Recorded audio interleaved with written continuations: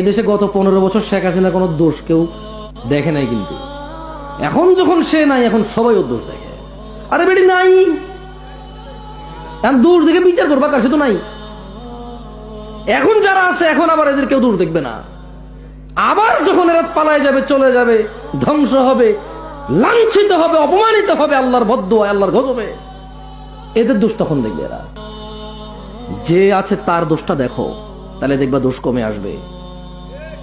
চলে গেলে দোষ দেখে লাভ নাই।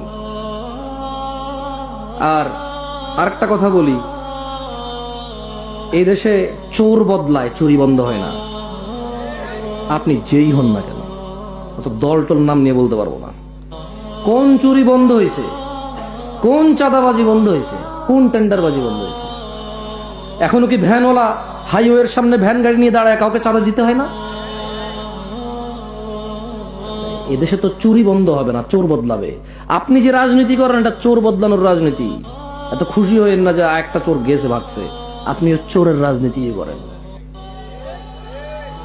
এই নেতা যত অপরাধ করবে,